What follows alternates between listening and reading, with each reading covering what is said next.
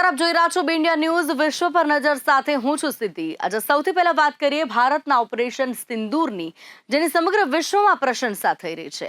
આ ઓપરેશન દ્વારા ભારતે પાકિસ્તાનમાં મોટા આતંકવાદી ઠેકાણાનો નાશ કર્યો, પરંતુ પાકિસ્તાની વાયુસેનાના ડઝનબંધ હવાઈ મથકોનો પણ નાશ કર્યો. હવે ઓપરેશન સિંદૂરને મજબૂત સમર્થન આપતા એક અમેરિકન શહેરી યુદ્ધ નિષ્ણાંતે કહ્યું કે ભારતે આક્રમક અને રક્ષણાત્મક બંને શ્રેષ્ઠતા દર્શાવી છે. આનાથી સંદેશ ગયો કે પાકિસ્તાનમાં ગમે ત્યાં ગમે ત્યારે હુમલો કરી શકે છે.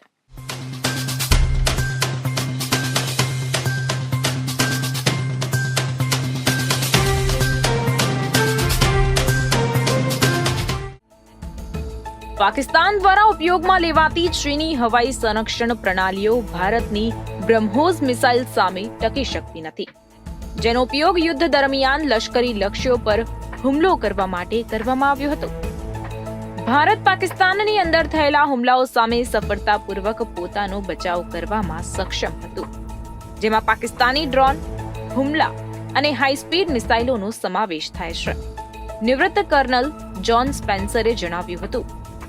મોડર્ન વોરફેર ઇન્સ્ટિટ્યૂટમાં અર્બન વોરફેર સ્ટડીઝના ચેરમેન તરીકે સેવા આપતા સ્પેન્સરે ભારપૂર્વક જણાવ્યું હતું કે બ્રહ્મોસ મિસાઇલની પાકિસ્તાન દ્વારા ઉપયોગમાં લેવાતા ચીની હવાઈ સંરક્ષણને ભેદભાવની ક્ષમતા ભારતની અદ્યતન લશ્કરી ક્ષમતાઓનો પુરાવો છે.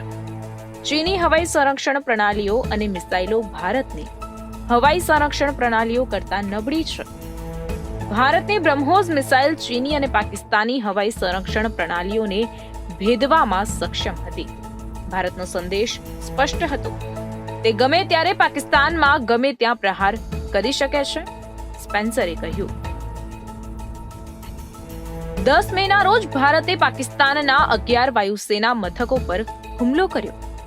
આ પાકિસ્તાન દ્વારા ભારતીય લશ્કરી થાણાઓને નિશાન બનાવીને કરવામાં આવેલા ડ્રોન અને મિસાઇલ હુમલાનો જવાબ હતો. આ હુમલાઓ માટે ભારતે બ્રહ્મોસ અને સ્કેલ્પ મિસાઇલોનો ઉપયોગ કર્યો હતો.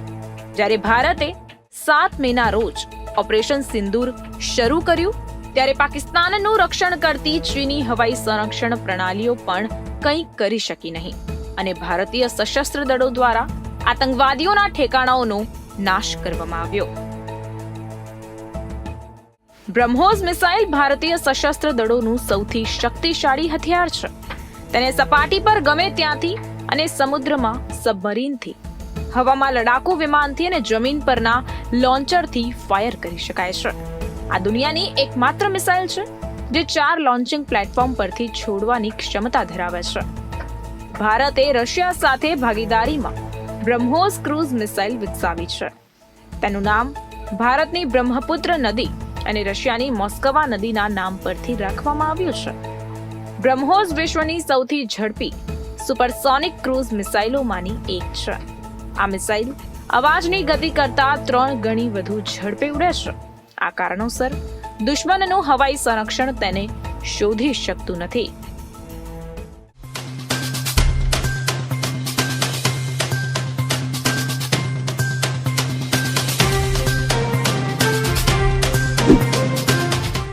ભારત અને પાકિસ્તાન વચ્ચે યુદ્ધ વિરામ થયા બાદ અમેરિકન રાષ્ટ્રપતિ ડોનાલ્ડ ટ્રમ્પ સતત નિવેદન આપી રહ્યા છે. ટ્રમ્પ ભારત અને પાકિસ્તાન વચ્ચે યુદ્ધ વિરામનો શ્રેય લેવાનો પ્રયાસ કરી રહ્યા હોય તેવું લાગે છે. તેમણે ફરી એકવાર આવો જ દાવો કર્યો. તેમનું કહેવું છે કે બંને દેશ વચ્ચે તણાવ ઘણો વધી ગયો અને એન સુધી પહોંચી ગયો. ટ્રમ્પનો એન શબ્દનો ઉલ્લેખ પરમાણુ યુદ્ધ હતો. ડોનાલ્ડ ટ્રમ્પે યુદ્ધ વિરામમાં અમેરિકાની ભૂમિકાને સૌથી મોટી સફળતા ગણાવી. તો ભારત સરકારે ટ્રમ્પના દાવાને સીધો સ્વીકાર નથી કર્યો. ત્યારે ભારતીય સેનાનું કહેવું છે કે યુદ્ધ વિરામનો નિર્ણય ભારત અને પાકિસ્તાનના ડીજીએમઓ વચ્ચેની વાતચીત દ્વારા થયો છે.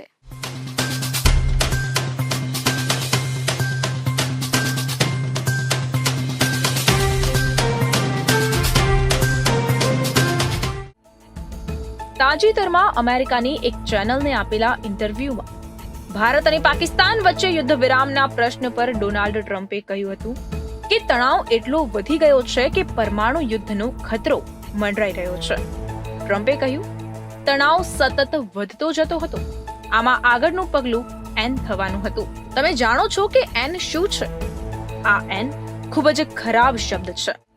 નિષ્ણાતો માને છે કે પરમાણુના સંદર્ભમાં એન નો ઉપયોગ થયો છે.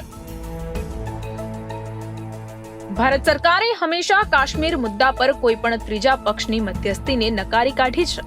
ટ્રમ્પના નિવેદન પછી પણ વિદેશ મંત્રાલયના પ્રવક્તા રણધીર જયસ્વાલે સ્પષ્ટ કર્યું કે ભારતનો હંમેશા એવો વલણ રહ્યો છે કે જમ્મુ અને કાશ્મીર સંબંધિત કોઈ પણ મુદ્દો ભારત અને પાકિસ્તાન વચ્ચે ઉકેલવો પડશે. આ વખતે પણ ભારતનું વલણ એ જ છે. ડોનાલ્ડ ટ્રમ્પ વહીવટી તંત્રે અગાઉ કાશ્મીર મુદ્દા પર ભારત અને પાકિસ્તાન વચ્ચે મધ્યસ્થી કરવાની ઓફર કરી હતી અને યુદ્ધ વિરામ લાવવાનો દાવો કર્યો હતો. ત્યારબાદ વોશિંગ્ટને પોતાનું વલણ બદલ્યું અને સીધા જ દ્વિપક્ષીય સંદેશા વ્યવહારને ટેકો આપ્યો. આવી સ્થિતિમાં ડોનાલ્ડ ટ્રમ્પ અને અમેરિકા દ્વારા ભારત અને પાકિસ્તાન પર આપવામાં આવેલા નિવેદનો કોઈ સ્પષ્ટ દિશામાં જવાને બદલે વધુ મૂંઝવણ પેદા કરી રહ્યા છે. 22 એપ્રિલથી ભારત અને પાકિસ્તાન વચ્ચે તણાવ જોવા મળી રહ્યો છે. 22 એપ્રિલે કાશ્મીરના પહેલગામમાં થયેલા આતંકવાદી હુમલા બાદ બંને દેશો વચ્ચે તણાવ શરૂ થયો હતો. આ પછી 6 મેની રાત્રે ભારતે ઓપરેશન સિંદૂર હેઠળ પાકિસ્તાનમાં આતંકવાદી ઠેકાણાઓ પર હુમલો કર્યો. આ પછી બંને દેશોમાં પરિસ્થિતિ યુદ્ધ જેવી બની ગઈ. 4 દિવસના સંઘર્ષ પછી બંને પક્ષોએ 8 મેના રોજ યુદ્ધ વિરામનો નિર્ણય લીધો. યુદ્ધ વિરામ થયા પછી ટ્રમ્પ તરફથી નિવેદનો આવી રહ્યા છે.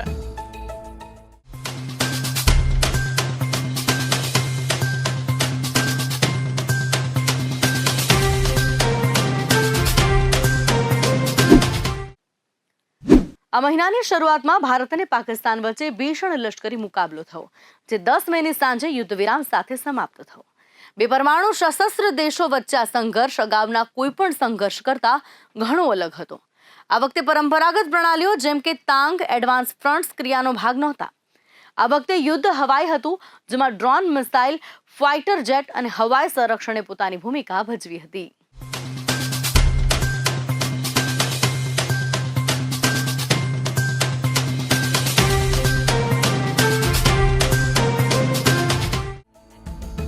ઓપરેશન સિંદૂરમાં ભારતે પાકિસ્તાન અને પીઓકેમાં આતંકવાદી ઠેકાણાઓને ચોક્કસ રીતે નિશાન બનાવ્યા. આ પછી પાકિસ્તાને ભારત સામે મોટો ડ્રોન હુમલો કર્યો, જેમાં સેંકડો ડ્રોન સામેલ હતા. ભારતે પણ ડ્રોન તૈનાત કર્યા, પરંતુ નાના પાયે, કારણ કે તે ટેકનોલોજીકલ અને પરંપરાગત શ્રેષ્ઠતા પર આધાર રાખતો હતો. જોકે નિષ્ણાતો માને છે કે પરંપરાગત હવાઈ શ્રેષ્ઠતા હેઠળ પણ ગ્રે ઝોન યુદ્ધ સાધનો ઘૂસણખોરી કરી શકે છે. ગ્રે ઝોન યુદ્ધ આંતરરાષ્ટ્રીય લશ્કરી ઉદ્યોગમાં એક સક્રિય ઉદ્યોગ છે. મોટાભાગે મધ્યમ શક્તિઓ આમાં ભારે રોકાણ કરી રહી છે. તુર્કી, ઇઝરાયલ અને ઈરાન આવી સિસ્ટમોમાં અગ્રણી દેશો છે. નાના અને મધ્યમ કદના દેશો જે મોંઘા હવાઈ દળો પરવડી શકતા નથી, તેઓ તેમના ફ્રન્ટ લાઇન સાધન તરીકે ડ્રોનનો ઉપયોગ વધુને વધુ કરી રહ્યા છે. આ સસ્તા ડ્રોન સામે મોટી સિસ્ટમનો ઉપયોગ કરવો મુશ્કેલ કાર્ય છે, જે તેમના જોખમને દર્શાવે છે. તુર્કીએ ડ્રોન ઉદ્યોગમાં નોંધપાત્ર પ્રગતિ કરી છે. 20 થી વધુ કંપનીઓ આ તકનીકોમાં રોકાણ કરી રહી છે. આમાંથી બાયકર સૌથી સફળ છે. પાકિસ્તાન, બાંગ્લાદેશ અને 25 અન્ય દેશો તેના વિવિધ ઉત્પાદનોના જાણીતા સંચાલકો છે, જેમાં લોકપ્રિય બાયરક્તાર TB2 સશસ્ત્ર ડ્રોનનો સમાવેશ થાય છે. પાકિસ્તાને જે ડ્રોનથી ભારત પર હુમલો કર્યો હતો તે તુર્કીમાં જ બનાવવામાં આવ્યા હતા. પાકિસ્તાને ભારત સામે જે કર્યું તે ISIS એ અમેરિકા સામે જે કર્યું તે જ હતું. પછી ઇસ્લામિક સ્ટેટે ડુ ઇટ યોરસેલ્ફ ડ્રોન બનાવ્યા અને તેમને પોતાની સેનાનો ભાગ બનાવ્યા. ISIS દ્વારા વિકસાવવામાં આવેલા ડ્રોન ટેકનિકલ કૌશલ્ય પર નહીં પરંતુ ચાતુર્ય પર આધારિત હતા. તેમનો પ્રભાવ અજોડ હતો. ISIS જે શરૂ કર્યું હતું તે હવે લગભગ એક દાયકા પછી દેશના દળોની આગળની હરોળને આકાર આપી રહ્યું છે. પાકિસ્તાન પણ એ જ રસ્તે ચાલી રહ્યું છે.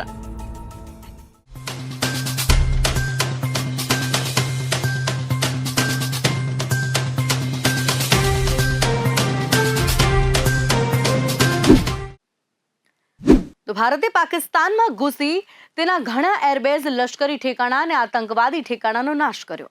જો કે પાકિસ્તાન જાણી જોઈ તેના એરબેઝ અને લશ્કરી થાણાઓને થયેલ નુકસાનને દુનિયાથી છુપાવવાનો પ્રયાસ કરી રહ્યું છે. પરંતુ હવે તેમણે પોતે જ એક સમક્ષ પુરાવો રજૂ કર્યો છે, જે સ્પષ્ટ કરે છે કે ભારતે તેમને ક્યાં અને કેટલું નુકસાન પહોંચાડ્યું છે.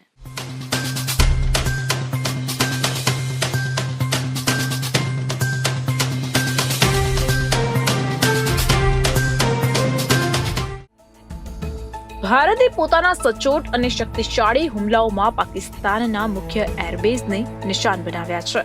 તેમાં ભોલેરી એરબેઝ કરાચી નજીક, Nur Khan airbase Rawalpindi, Rahim Yar Khan airbase Skardu airbase Gilgit Baltistan, Murid airbase ચકવાલનો, રફીકી એરબેઝ ઝાંગ, યુનિયા એરબેઝ કાસુર જિલ્લો, Sialkot aviation base, Shahbaz airbase અને જેકોબાબાદ એરબેઝનો સમાવેશ થાય છે.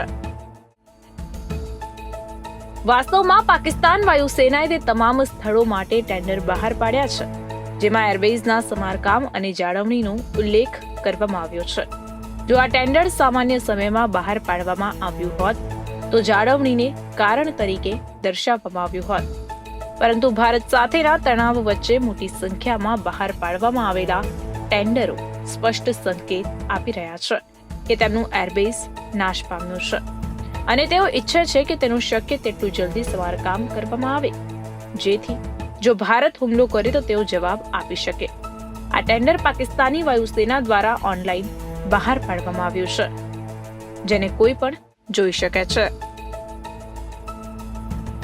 5 મે પછી પાકિસ્તાની સેનાએ 12, 13 અને 14 મેના રોજ સીધા જ ટેન્ડર બહાર પાડ્યા છે. સામાન્ય સમયમાં તણાવના સમય કોઈ પણ દેશ જાળવણી અને સમારકામના કામ માટે ટેન્ડર બહાર પાડતા નથી. તે કોઈ પણ પરિસ્થિતિ માટે તૈયાર રહેવા પર ધ્યાન કેન્દ્રિત કરે છે. આ ઉપરાંત પાકિસ્તાને ઘણા ટેન્ડરો માટે જાહેરાતો પણ બહાર પાડી છે, જેમાં ઘણી જગ્યાઓના સમારકામની શરૂઆતની તારીખ આગામી દિવસોમાં શરૂ થવાની વાત કહેવામાં આવી છે.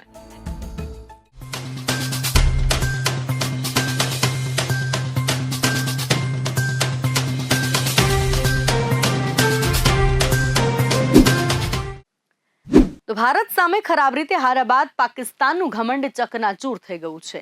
પાકિસ્તાનના વડાપ્રધાને હવે શાંતિની વાત કરવાનું શરૂ કર્યું છે.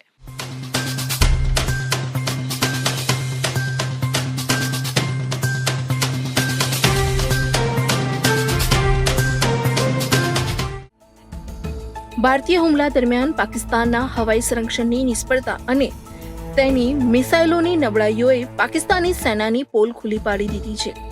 પાકિસ્તાનમાં જે સેના પર સવાલો ઊભા થઈ રહ્યા છે, આના પરથી ધ્યાન હટાવવા માટે પાકિસ્તાની સેના બલુચિસ્તાનમાં પોતાની કાર્યવાહી વધુ તીવ્ર બનાવી રહી છે. ભારત સાથેની પૂર્વ સરહદથી સૈનિકોને બલુચિસ્તાનમાં ફરીથી ગોઠવવામાં આવી રહ્યા છે, તો અન્ય મોરચે નિષ્ફળતા મળ્યા બાદ બલુચિસ્તાનમાં પાકિસ્તાની સેનાની કાર્યવાહીને વધુ તીવ્ર બનાવવાની પદ્ધતિનો એક ભાગ સૈનિકોની તૈનાતી છે. અગાઉ 1999માં કારગિલ યુદ્ધ, 2019માં બાલાકોટ હવાઈ હુમલા અને 2006માં નવાબ અકબર બુકતીના હત્યા પછી આવું બન્યું હતું. સૈન્યએ આતંકવાદ વિરોધી કાર્યવાહીના બહાના હેઠળ બળજબરીથી ગુમ અને ન્યાયિક હત્યાઓ કરી હતી. ફરી એકવાર તેમની શરમ પરથી ધ્યાન હટાવવા માટે બલુચોને સજા આપવાની તૈયારીઓ ચાલી રહી છે. છેલ્લા કેટલાક સમયથી બલુચિસ્તાનમાં અલગતાવાદની માંગ વધી છે. તાજેતરમાં બલુચ કાર્યકર્તા મિરિયાર બલોચે બલુચિસ્તાનની સ્વતંત્રતાની ઘોષણા કરી હતી. દરમિયાન બલુચ અમેરિકન કોંગ્રેસના મહાસચિવ રઝાક બલોચે દાવો કર્યો હતો કે પાકિસ્તાને બલુચિસ્તાનના 70-80% ભાગ પરનો કાબુ ગુમાવી દીધો છે. તેમણે કહ્યું કે પાકિસ્તાની સેના હવે ફક્ત ક્વેટા સુધી સીમિત છે અને ડરના કારણે સૈનિકો રાત્રે શેરીઓમાં પેટ્રોલિંગ પણ નથી કરી રહ્યા.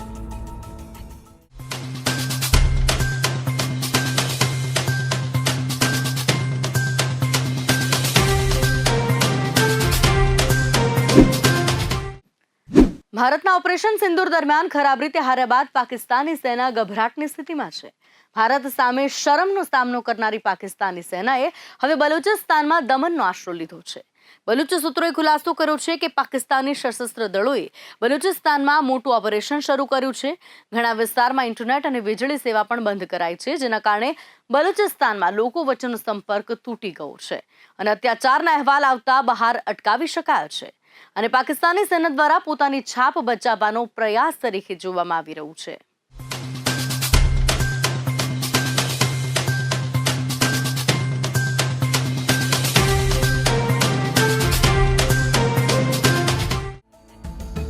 શાહબાઝ શરીફે હવે પાકિસ્તાનને શાંતિપ્રિય દેશ ગણાવ્યો છે. તેમણે કહ્યું કે પાકિસ્તાન એક શાંતિપ્રિય દેશ છે, પરંતુ તે પોતાનો બચાવ કરવા માટે યોગ્ય જવાબ આપવાનો અધિકાર રાખે છે. શુક્રવારે પાકિસ્તાન સેનાના માનમાં યૌમ-એ તશક્કુર ઉજવવામાં આવી રહ્યો હતો, ત્યારે તેમણે આ ટિપ્પણી કરી હતી.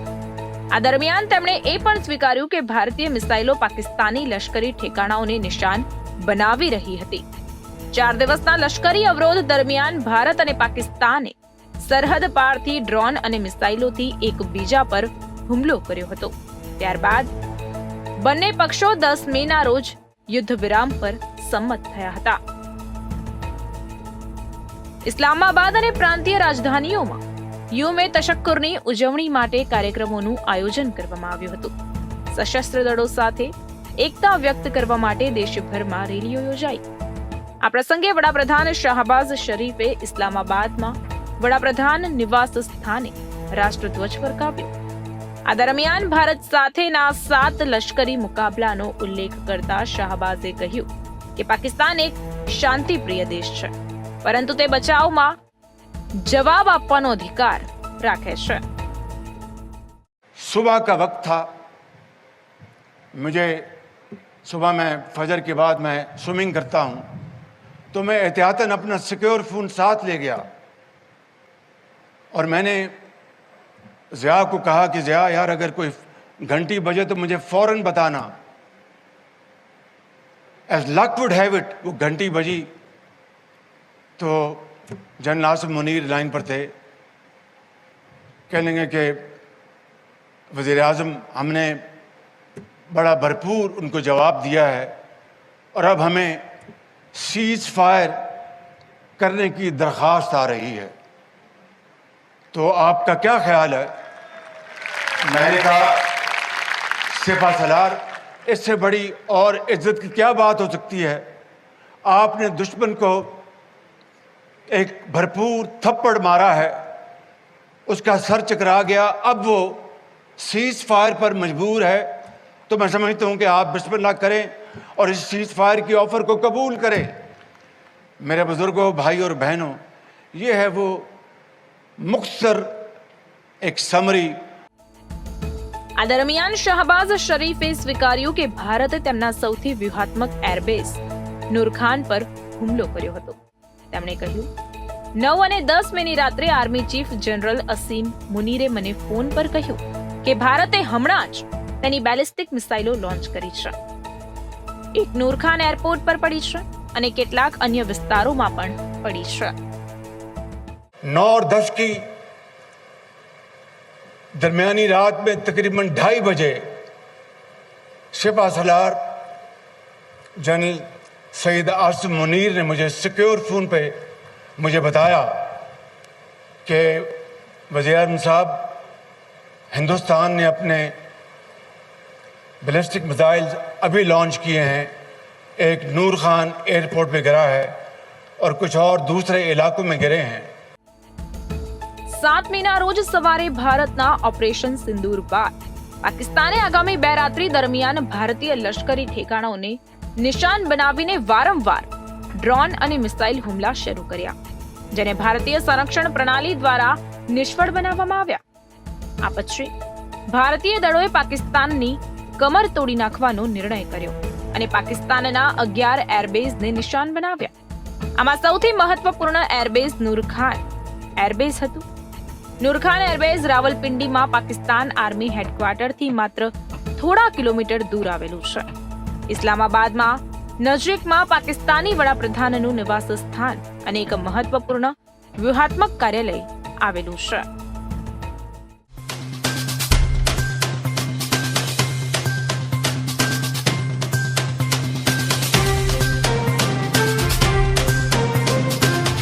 વિશ્વ પર નજરમાં અત્યારે બસ આટલું જ. આપ જોતા રહો બી ઇન્ડિયા ન્યૂઝ. નમસ્કાર.